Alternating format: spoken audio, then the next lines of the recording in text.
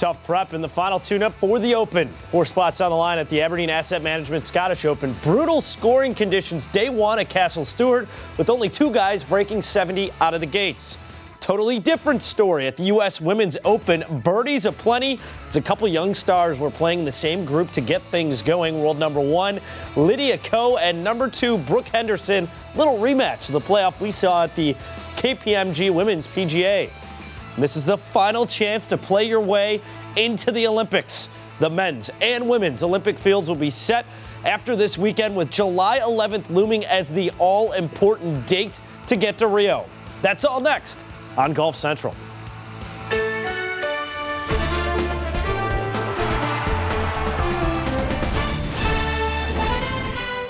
Golf Central. Brought to you by Titleist. Hey there, welcome into this hour-long edition of Golf Central. I'm lucky enough to be seated alongside 04 Women's Open champ Karen Stupples, a 4-time winner on the PGA Tour, and Billy Kratzer. And I'm George Savaricas. First round of the Women's U.S. Open is underway. Let's check out the leaderboard so far from what we're seeing out in California. And the leaderboard doesn't make you think it's a U.S. Open. Not often you see 8 under par, 64 in the first round of the 71st U.S. Women's Open. Let's take a look at the scorecard from one Miriam Lee, who cobbled together 10 birdies and 2 bogeys, out in 33, home in 31, hit 17 out of 18 greens. Pretty flawless ball striking day, as she right now is the runaway leader.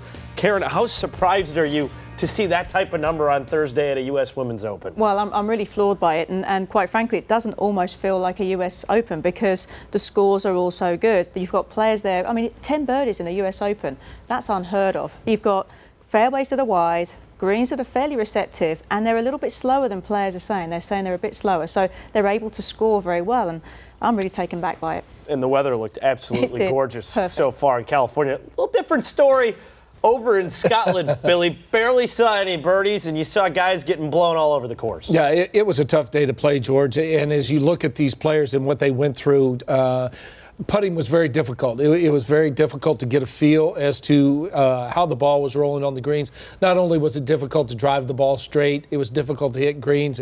Therefore, you only saw the 2 rounds under 70. All right, let's take a peek at those highlights from the Aberdeen Asset Management Scottish Open. First round at Castle Stewart. Here's Phil Mickelson. Won at Castle Stewart back in 2013 for par in the 5th.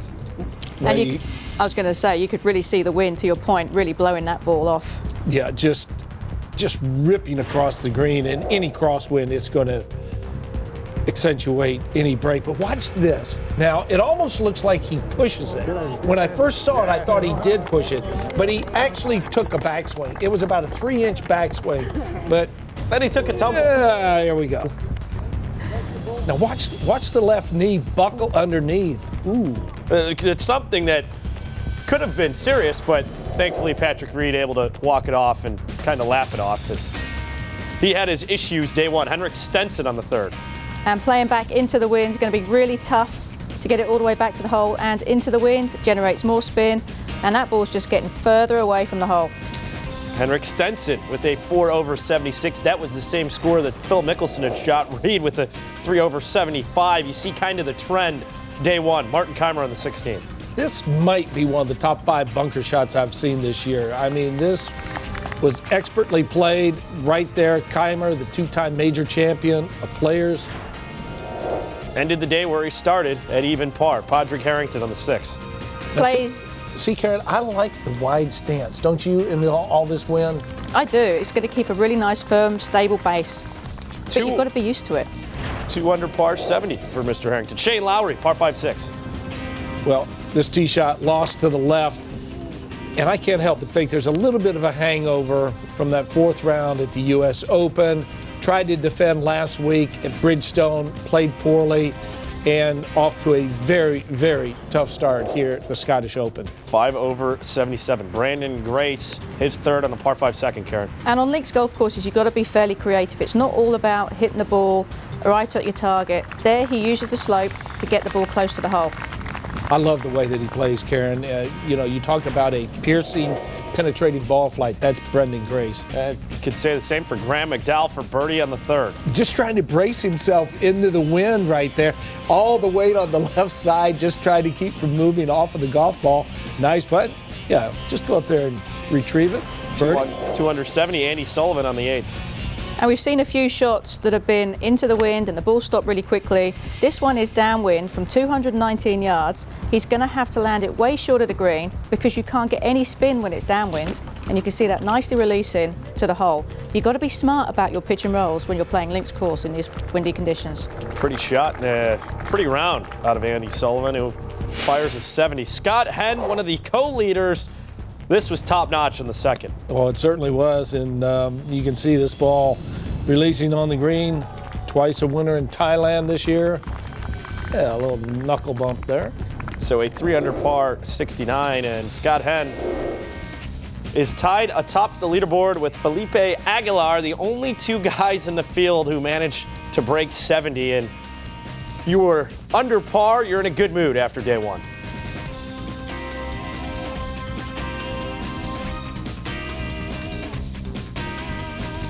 Pretty happy with it. It was a bit of a battle out there at times. Wind strength certainly increased as the day went on.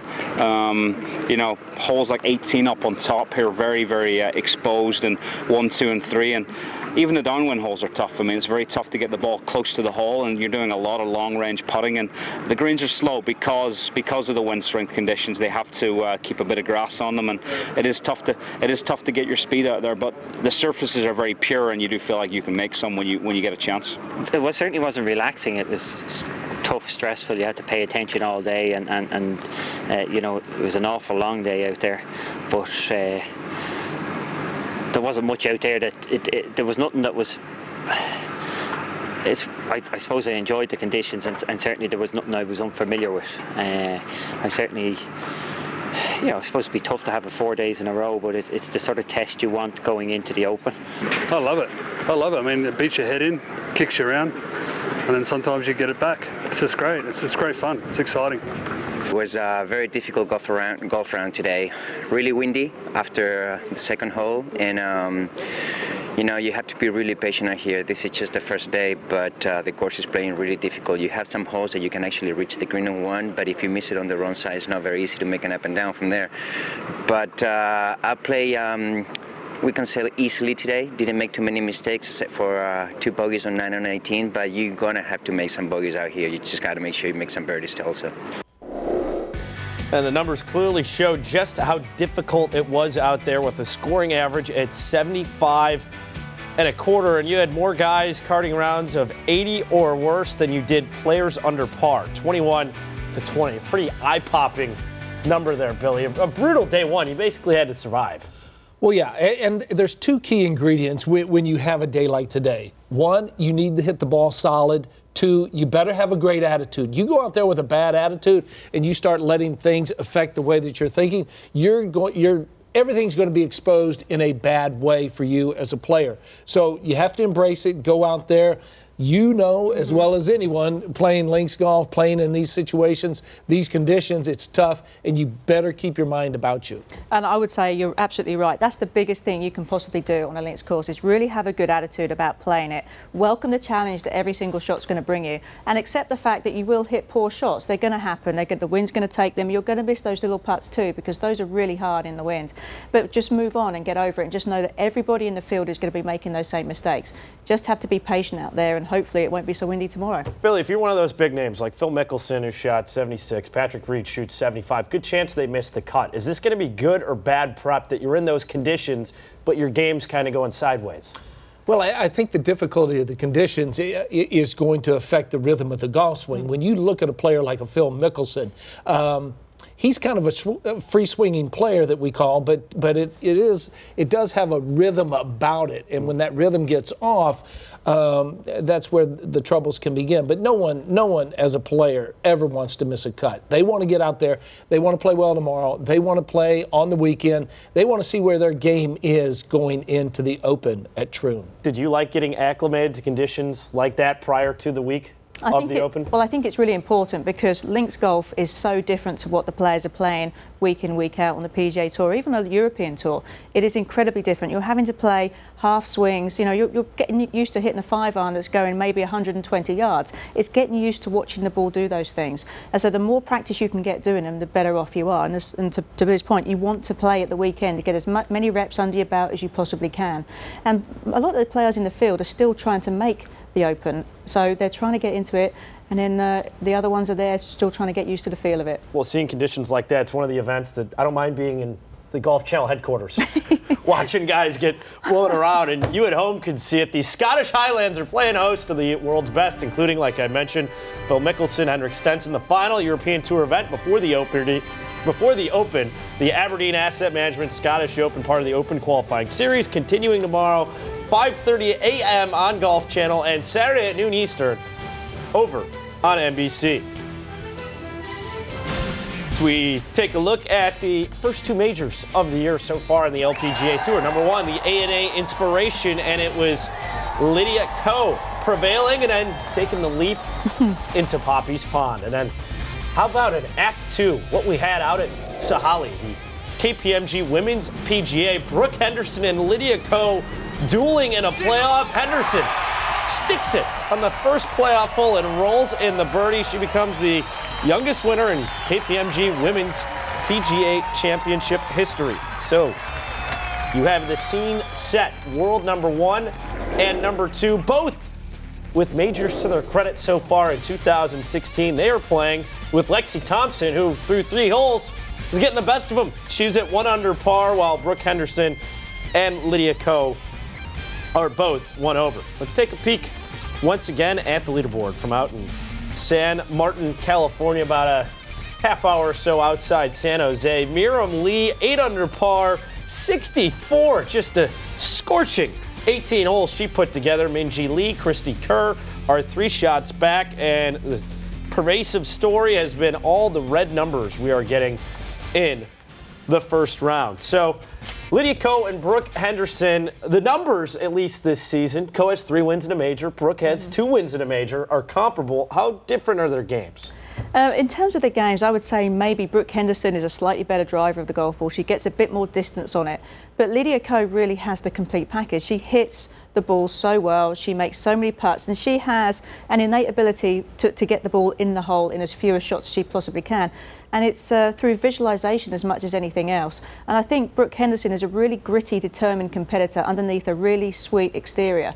And that's something very unusual you see in a player. Lydia Ko does it very subtly and just goes about her business quietly. Very different styles of players. But Lydia Ko, I mean, you can't beat what she's done. When you think she's been doing this since she was 15, it's crazy. How much do you think they relish having that group set up for the first couple rounds? You get the top 3 players in the world in the women's game. Well, I think they like it. When you put 1, 2, and 3 together, you know, there's a little added incentive there. And when I look at a Brooke Henderson with the way that she plays, you know, I was looking at some of her numbers. She averages 268 off the tee, and she's 10th in greens and regulation, and she's made more birdies than any other player on the LPGA this year.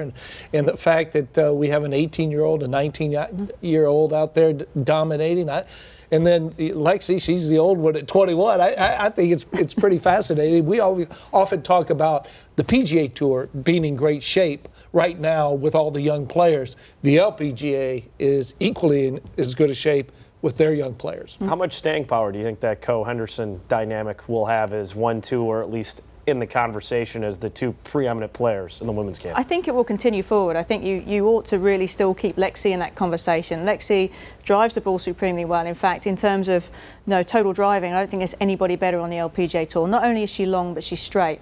And when the putter's going, I really don't think there's anybody on tour that can beat her. And another person in the mix is Arya Jutanagarn. She's had 3 wins already this year and has really come from nowhere. I mean, in terms of professional golf, as an amateur, she should have had a great career, but and didn't really convert it to much after the injury. But now all of a sudden she's blossomed. And I think the 4 of them are going to continue moving forward with some really great play and going head to head, for years to come. It's a great core, and update, Lexi Thompson just bogeyed her 4th hole of the day, so she has now fallen back to even par. Normally good in the U.S. Open, but she's 8 back of the leader at the moment. Well, we're just getting started here on this edition of Golf Central. He's made a splash before on the European Tour, but Patrick Reed, the American, was tumbling down day one. And for a change, some big names saying they're in for this summer's Olympic Games in Rio. Stay with us. Golf Central is brought to you by the Titleist Pro V1 and Pro V1X. Make a difference in your game. GolfAdvisor.com. Thousands of course reviews by golfers for golfers.